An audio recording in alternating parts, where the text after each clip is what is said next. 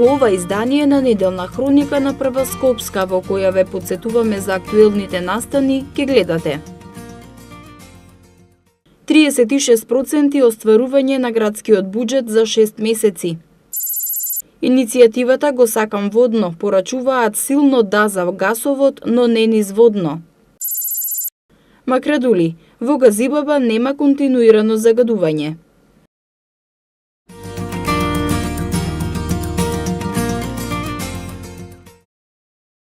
Во Скопје почнува изградбата на првата подземна сообраќајница која ќе поминува под булеварот Македонија, поранешен Јужен булевар, а ќе ја гради турската компанија Лимак. Според информациите добиени од град Скопје, подземната сообраќајница ќе биде со 6 коловозни ленти и со должина од 800 метри. На потегот меѓу НИП Нова Македонија и булеварот Борис Трајковски. Трасата ќе поминува со голем кружен тек пред поранешна НИП Нова Македонија и уште 2 кружни тека ќе се градат на излезот кон кисела вода. Оваа сообраќајница треба да овозможи растоварување на дел од сообраќајниот метеж во строгиот центар на Скопје, но и побрзо патување меѓу населбите Карпош, Кисела вода и аеродром. Овој капитален проект треба да биде реализиран за 6 години, а изградбата ќе чини 250 милиони денари. Изградбата на подземната сообраќајница е еден од капиталните проекти во главниот град. Компанијата Лимак во март 2012 година го купи градежното земјиште за да гради надземен комплекс со површина од околу 300.000 метри квадратни. Како дел од договорот, тие се обврзаа дека ќе ја изведат сообраќајницата пред да почнат да го градат новиот комплекс во височина. Фирмата Чакар Партнерс го изработи основниот проект и основниот сообраќајен проект за изведба на подземната сообраќајница. Услов за изградбата на комплексот беше прво да се изгради подземниот булевар, па над него предвидените објекти. Проектот вклучува околу 1000 стана во 20 катници, канцеларии, трговски центар, хотел, простор за културни активности, фитнес центар, казино и паркинг за 2000 автомобили. Овој капитален проект за Скопје бил предвиден за градење со урбанистичко-планската документација изготвена по земјотресот од 1963 година.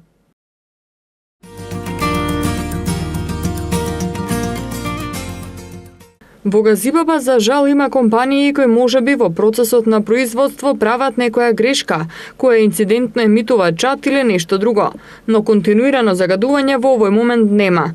Појасни денеска заменик министерот за животна средина и просторно планирање Јани Макредули. Тој посочи дека во Газибаба се калибрира само PM10 инструментот во рамки на мерната станица, во која, како и во секоја друга, има 5 мерни инструменти што мерат различен тип емисии во воздухот. Една мерна станица, согласно европските стандарди и они какви што се во Република Македонија, покрива 4 километри квадратни површина каде што чувствува емисии на нешто. Затоа сакам да укажам на една работа. Доколку има перманентно загадување или не инцидентно нешто што се случува, невозможно е и покрај неработењето на PM10 инструментот во рамки на станицата Газибаба, истото да не биде детектирано од мерната станица во Бутел, во Ректорат или пак во Лисиче. За жал, она што морам да го признам е инструментите PM10 не само во Газибаба и во други места се од 2002 година, работа 24 часа. Исто сакам да напоменам дека ниеден податок не се крие, значи тие автоматскиот системот од мерната станица преку GPRS систем влегува во веб порталот на Министерството, значи никој не ги контролира бројките, сите се јасни и видливи и дека во рамки на нашите финансиски можности дел од PM10 инструментите ќе бидат заменети сега со се надевам итна набавка на инструментите. Тој посочи дека Министерството и градот Скопје во рамки на своите надлежности веќе направиле увид за да утврдат од каде доаѓа загадувањето и како што рече имаат некои сознанија кои ќе бидат обелоденети. Тие се објекти кои имаат лиценци и не се нелегални. Затоа на граѓаните ќе им понудиме апликација со која сите А и Б инсталации кои постојат во градот ќе бидат на ГИС порталот и за што се наменети. Доколку граѓаните забележат нешто да се случува автоматски ќе го пријават и веднаш ќе реагира инспекторатот, потенцираше Макредули. Кај мерните станици ниеден податок не се крие и тие автоматски преку GPS системот одат директно на веб порталот на Министерството за животна средина и никој не ги контролира бројките кои се јасни и видливи.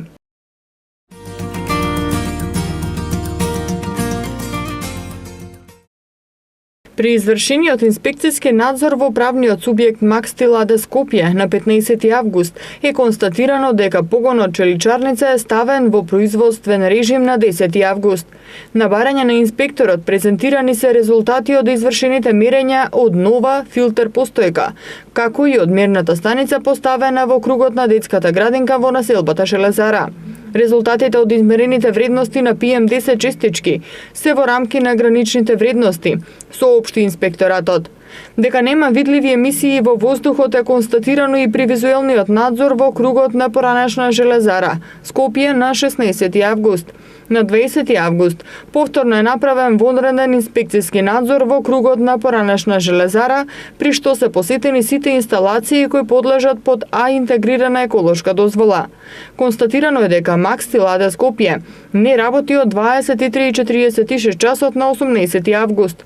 Побарано е да се приложат резултатите од дневните извештаи за амбиентален воздух од мерната станица во дворот на градинката за период од 1 август до 20 август годинава. И е констатирано во записник дека за тој период нема надминување на дозволената концентрација на PM10. Дента, согласно добиени информации за испуштање на емисии во воздухот, направен е вонреден инспекцијски надзор во инсталацијата на субјектот Радком Скопје за топење бакар, лиење и производство на бакарна жица, при што не се најдени траги од работењето на печката во последно време. Посетени биле и останатите правни субјекти кои подлежат под А интегрирана еколошка дозвола, при што било констатирано дека во моментот не работеле асфалтните бази на улици и патишта и Бауер БГ Скопје. Скопски легури не работи од 2008 година, а работеле Елем енергетика, технички гасови и ArcelorMittal, но не биле забележани видливи емисии во воздухот. Единствено инспекторатот констатирал зголемени емисии во воздухот на 11 мај годинава, кога беше пријавен пожар во Макстил АД Скопје во погонот челичарница во делот за старо железо. За овој настан на Макстил АД Скопје му е изречена прекршочна мерка со одлука за плаќање глоба во износ од 2700 евра, која се намалува за 50% доколку се плати во законски рок.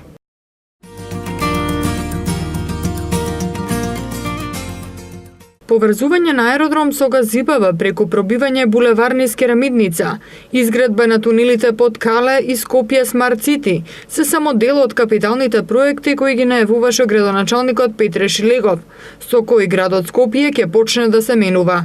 Завршено е проектирањето на булевар Аснам во делот на пробивање булевар низ Керамидница до Скопски саем.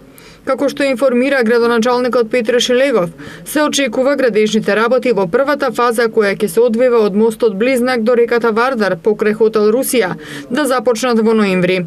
На почетокот на наредната година во делот на спојувањето на Керамидница со аеродром ќе се почне со реализација на мостот, а потоа и на булеварот низ Керамидница и се очекува дека во наредните 2 години тој проект ќе се реализира и сериозно ќе го растовари сообраќајот во Скопје. Тунелите под Кале се уште еден капитален проект кој го најавуваше Шилегов.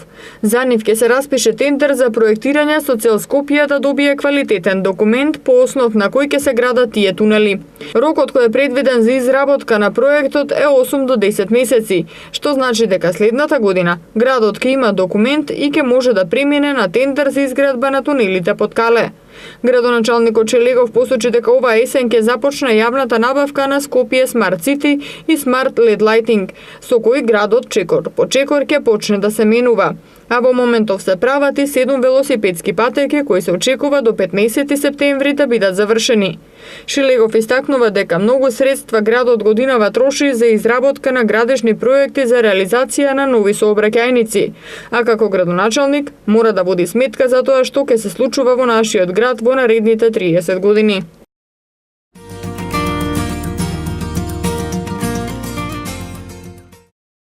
Екипите на јавното предпријатие Паркови и зеленило во периодот од јануари до јуни годинава на површина од 7566 метри квадратни по должината на булеварите, улиците, во парковите и во вонградското зеленило засадиле 313.601 цвеќе од повеќе видови. Град Скопје информира дека во изминатите 6 месеци биле подигнати поголем број нови зелени површини во главниот град, а постојните биле реконструирани. Во првата половина од годинава беа подигнати и реконструирани 50.690 метри квадратни зелени површини, односно 35% повеќе од истиот период лани, кога биле подигнати 37.557 метри квадратни зеленило, стои во соопштението од град Скопје. По подолг период годинава е набавена нова механизација за јавното предпријатие Паркови и зеленило за оптимално одржување на зеленилото во градот. Популарните излетнички места, рекреативните центри и парковите во Скопје биле збогатени со нова урбана опрема.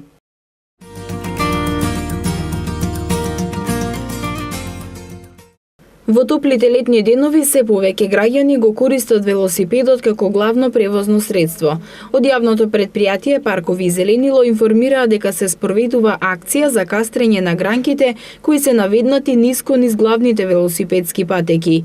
Акцијата се спроведува со цел да им се овозможи непречено движење на велосипедистите во градот. Од предпријатието вела дека пред неколку дена се уредија дрвјата во населбата Аеродром, а денес екипите со телескопски пили ги подкаструваат гранките над велосипедските патеки на улицата Партизански одреди во Карпош, каде исто така е во тек акцијата за почист, зелен и урбан град.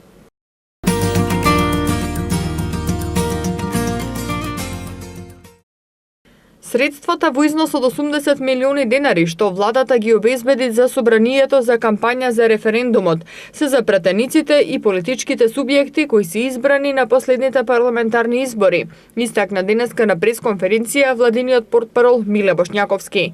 Овие средства се од ставка од тековниот буџет и нема потреба за ребаланс на буџетот. Кога ќе бидат префрлени парите на собранието се уште нема информации.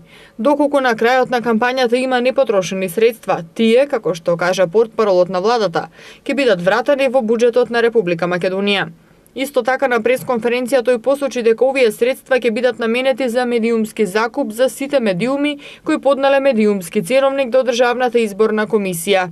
Бошњаковски при тоа потенцираше дека владата вчера ја поништила одлуката донесена на 83-та седница со која ги задолжи министерствата и државните органи да предвидат средства за оваа намена. Потенцираше дека овие 80 милиони денари не се од министерствата и дека нема ниту едно министерство да даде пари за оваа намена, туку дека се работи за средства од буџетот. Бошњаковски кажа дека владата ќе спроведе кампања за референдумот базирана на принципите на објективност, транспарентност и рационалност и дека ќе ги повика граѓаните да излезат и да се изјаснат на референдумот за името на 30 септември. Објаснувајќи како ќе се одвива оваа кампања, портпаролот на владата меѓу другото кажа и дека за комуникација преку социјалните мрежи, односно Facebook, Instagram и Twitter, Flickr и YouTube, владата ќе одвои средства во висина од 400.000 денари од редовниот буџет на Генералниот секретаријат на владата, додека останатите активности ќе се реализираат во рамки на редовните владини активности. Меѓу другите предвидени се и теренски посети, неформални средби со граѓаните, состаноци, гостувања и учества на јавни настани. Кампањата според Бошњаковски се очекува да се интензивира во следните 2 недели.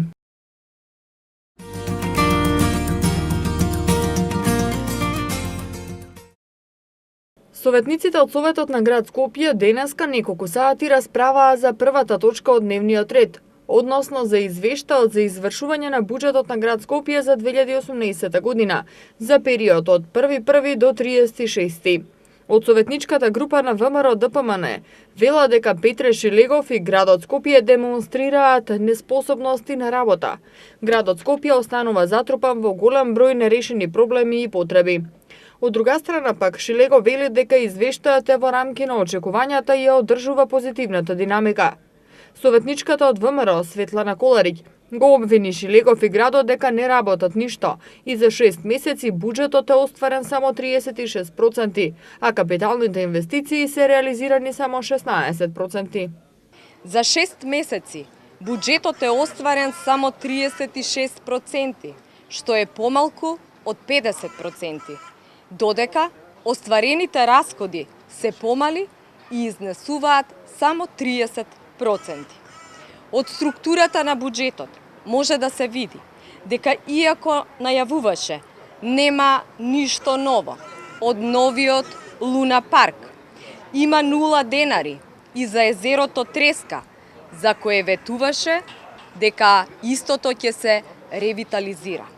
Градоначалникот на град Скопје Петре Шелегов рече дека извештајот е во рамки на очекувањата, а извршувањето на буџетот од 36% ја одржува позитивната динамика и во споредба со 2017 година се на приближно ниво. Шелегов потенцираше дека градот бил сконцентриран на изготвување проекти и квалитетни решенија за проблемите во Скопје. Извештајот за извршување на буџет на град Скопје за период 1.1.36.2018 година е во рамки на очекувањата за овој период од годината, односно остварувањето на приходите е согласно планираното, а плаќањата и расходите се реализираат редовно и навремено во насока на економично, ефикасно и ефективно работење со расположливите ресурси на нашиот град. Град Скопје во изминатиот период беше сконцентриран на подобрување на сервисните услуги кои на граѓаните им се потребни за секојдневното нивно функционирање. По однос на капиталните расходи во изминатиот период, акцент е ставен на делот на изготвување на проекти и издржани проектни документации, кои што во иднина ќе представуваат солидна основа на планираните капитални инвестиции. Наша интенција е до крајот на годината град Скопје да добие квалитетни решенија за севкупно подобрување на најгорливите проблеми со кои што се соочува нашиот град. За првите 6 месеци, согласно извештајот за извршување на буџетот на град Скопје за 2018 година, остварени се приходи и други приливи во износ од 2,2 милиарди денари, а во однос на расходите за првата половина од 2018 година, извршени се расходи во износ од 1,8 милиарди денари.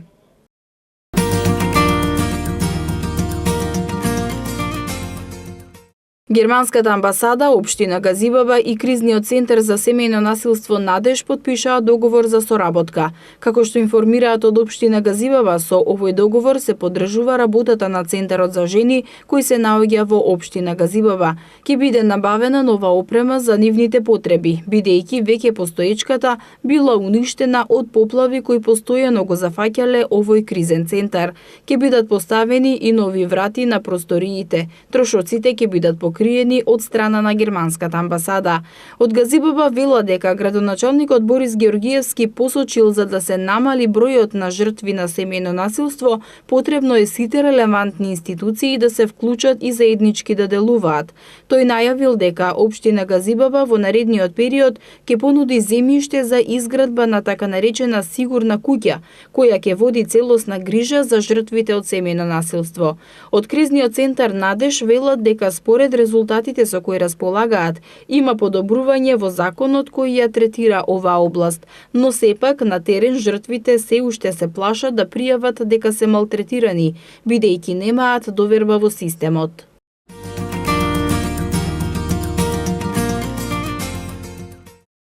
Граѓанската иницијатива Го сакам водно на денешната пресконференција информираше дека не се против изградбата на гасовод во Скопје, но не низ водно. Тие рекоа дека владата изнела невистина околу кратењето на трасата.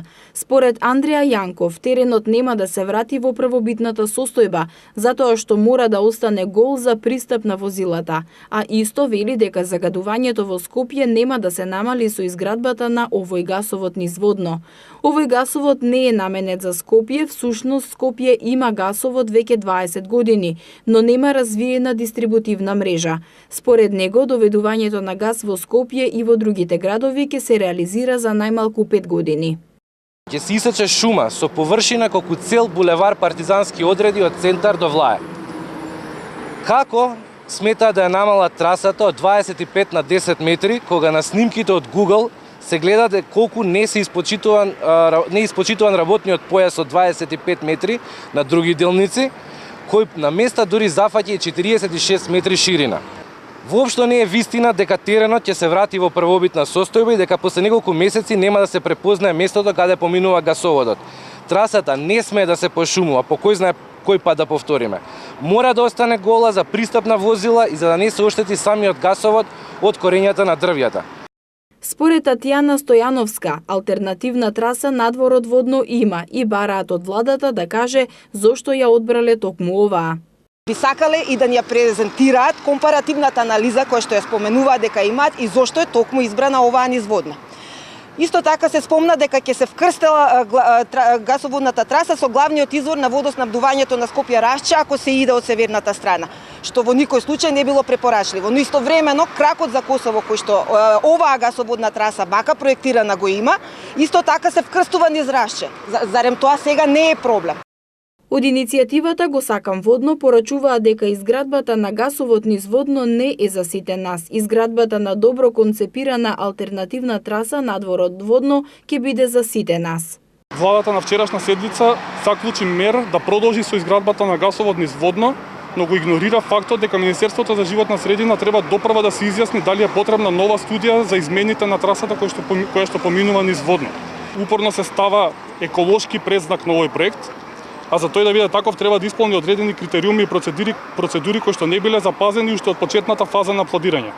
Со вчерашната одлука на владата само ги легитимизираше и ги поддржа сите недоследности во целата процедура од почетокот за изведбата на магистралниот гасовод. Владата на Република Македонија вчера информираше дека направи измени на проектната документација за изградба на гасовод низ парк шумата Водно, со што ќе биде намалена количината на дрвја што треба да бидат исечени и е намалена широчината на трасата од 25 на 10 метри, а нејзината должина низ парк шумата Водно е скратена за 4 километри. И ние не го даваме Водно. И ние сакаме да го заштитиме. Тоа е наше заедничко богатство и нема да дозволиме на никаков начин да ја загрозиме природата и да ја наштетиме на животната средина. Го слушнавме вашиот глас, ги свативме пораките на граѓанските организации и ја разбравме вашата загриженост. До нас допре и предупредувањата на екологистите. Откако ги разгледавме сите сугестии и опции, направивме промени и отстапки во проектната документација со цел да се минимизира ефектот врз животната средина во текот на изградбата на гасоводот. Мери изработи предлог на нова траса со која што значително се намалува опфатот на дрвна маса на Водно. Група представници на различни институции јавно ја разгледа и ја дефинираа новата траса. Со новиот предлог, опфатот на интервенција врз дрвната маса се намалува од 3000 кубни метри на околу 1400 метри кубни. Со предлогот, исто така, трасата се намалува од 25 на 10 метри ширина и се избегнуваат деловите каде има густа дрвна маса и богат растителен свет. Со ова жртвуваме 0,07 пошумено подрачје од вкупната шума на Водно, за да ја зачуваме и унапредиме природата и животинскиот свет на 25.713 км квадратни, колку што е територијата на Република Македонија. Доведувањето на гасот до секое семејство не само што ќе биде од бенефит за сите граѓани, туку и ќе придонесе за заштита на животната средина на долг круг и ќе го намали загадувањето на воздухот. После предложената измена на самиот врв на Водно, кај што ќе биде, кај што е поголемиот дел од дрвната маса, кај што ќе треба да се сече шумава, ние го намаливме, ја намаливме штетното влијание врз животната средина во парк шума Водно за повеќе од 70%. Тоа значи дека на Водно ќе се сечат помалку од 2 хектари шума. Нискостеблесна и високостеблесна шума. Тоа значи, како што каже министерот, е околу 0,07% од вкупната дрвна маса на Водно. Или, според пресметките на јавното предпријатие Паркови зеленило, тоа е вкупно 1400 метри кубни дрва. Што значи далеку помалку од дневната потрошувачка на дрва за грејење што се користат во Скопје. Скопје и неговата животна средина не се изолиран остров од остатокот на нашата држава Македонија. Заради тоа немаме право да стоиме на патот на гасификација на другите градови во Македонија, особено Тетово, Гостивар и Кичево. Од тука, изградбата на магистралниот вод преку Водно е за доброто на сите нас. Ова е прв пат некој да чепка во Водно, а истовремено да биде обезбедена и целосна ревитализација на зеленилото. Водно досега никогаш не било ниту заштитувано, ниту ревитализирано. Сето ова нас не прави многу поразлични од другите.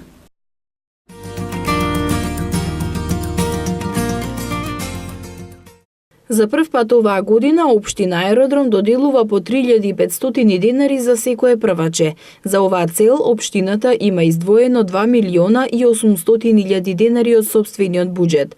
Како што информираат од Аеродром, целта на овој проект е да се олеснат трошоците на родителите за новиот ученик во семејството. На овој начин се враќаат парите назад кај граѓаните и се овозможува пријатен почеток на првата учебна година и подобри услови во образовниот процес на секое дете.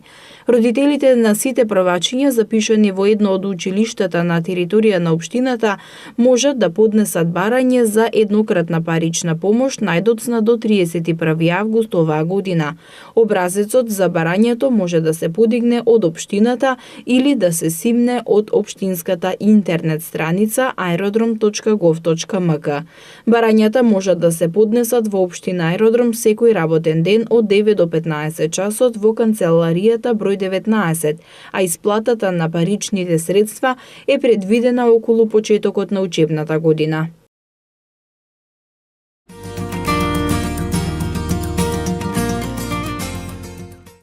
Жичницата на Водно на иницијатива на граѓани на 28 месецов, кога е неработен ден поради верскиот празник Голема Богородица, ќе работи со вообичаено работно време, иако е последен вторник во месецот кога се врши редовен сервис на објектот. Редовниот сервис ќе се изврши на 29 август, среда, и тогаш жичницата нема да работи. ЈСП Скопје одлучи позитивно да одговори на барањето на поголем број граѓани кои деновиве иницираа жичницата на посочениот ден да работи, имајќи во предвид дека е неработен ден за поголем број граѓани и извесно е дека дел од нив планираното очекувано сончево време да го минат на падините на Водно, се вели во соопштенијето од ЈСП Скопје. Автобусите на линијата 25 од транспортен центар Средно Водно 25А, што сообраќа од Стара железничка станица до Средно Водно, и 25Б, што тргнува од Дом на Печат до Средно Водно, ќе возат по неделен возен ред, а превозот за сите патници ќе биде бесплатен, согласно одлуката на Советот на град Скопје за бесплатен превоз во недела на тие линии за сите категории патници.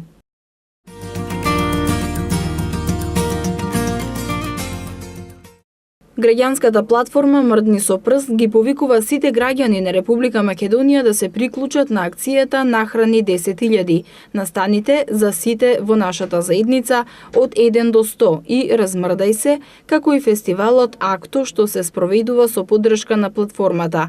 Од Мрдни со прст посочуваа дека ќе ја поддржат националната хуманитарна акција Нахрани 10.000 за собирање храна што е организирана од страна на мрежата Сите Сити, наведувајќи дека првиот хуманитарен чин ќе се случи на 6 септември. Вела дека секој месец ќе се случува настанот Нахрани 10.000 со цел да прерасне во редовна активност во која граѓаните ќе им помагаат на ранливите категории со граѓани кои не можат да си дозволат повеќе од еден оброк дневно. Организаторите велат дека се амбицираат овој настан да прерасне во континуирана месечна акција во 10 градови во земјава: Скопје, Битола, Куманово, Прилеп, Струмица, Радовиш, Гевгелија, Гостивар, Кочани и Виница.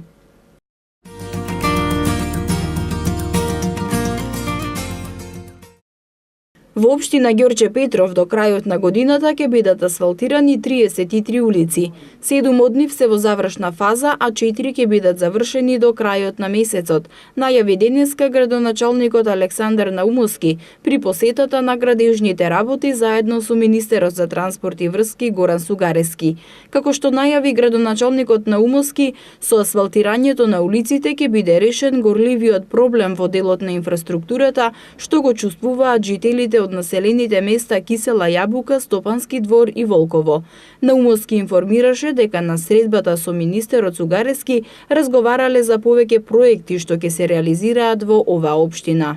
Горливиот проблем кој што го чувствуваат граѓаните во руралниот дел Кисела Јабука, Стопански двор и Волково, ќе го решиме во делот на инфраструктура, имајќи во предвид дека истите граѓани затекна, односно ние затекнаме како локална самоуправа една одлука за самопридонес, кој што сите плаќаа по 500 евра за фекална канализација, истите тие пари ќе бидат вратени преку инвестиција од страна на владата, како што е сега преку инфраструктура, односно со завршување на фекалната канализација во износ од 650.000 евра. Во Волково завршуваме последните 40% затекнати нереализирана фекална канализација во должина од 22 км, со што ќе останат само приклучоците до индивидуалните домаќинства. Министерот Горан Сугарески рече дека градоначалникот Наумовски го информирал во која фаза е реализацијата на проектите во делот на инфраструктурата кои се финансирани од страна на Министерството. Сугарески потенцираше дека се сериозни партнери на општините и ќе им помагаат во делот на финансиските средства да се реализираат што повеќе проекти, бидејќи од тоа ќе имаат бенефит граѓаните. Сакам да потенцирам дека денес сме тука, каде што вршиме увид во градежните активности на улиците во Ѓорче Петров кои што се градат, така да согласно роковите и она што ме информира сега, во најбрз можен рок тие ќе бидат асфалтирани. Исто сакам да потенцирам и да повикам сите оние општини бидејќи согласно програмата на Европската инвестициона банка во рамките на Министерството за транспорт и врски има уште 12 милиони евра неискористени средства. Ги повикувам уште еднаш сите оние кои што општини ги немаат доставено проектите, се разбира ревидирани проекти да ги достават, се со цел да овозможиме на општините да ги бидат искористени тие средства. Министерството за транспорт и врски додаде Сугарески согласно програмата за водовод и канализација и локални патишта. Во наредниот период ќе побара кредитна линија со цел да им помогне на општините за реализација на проекти, од кои општините ќе имаат позитивен ефект, затоа што покрај средствата од нивните основни буџети ќе можат да користат и средства од државата. Тоа беше се за оваа емисија, а вие следете ги понатаму неделните прегледи на вестите.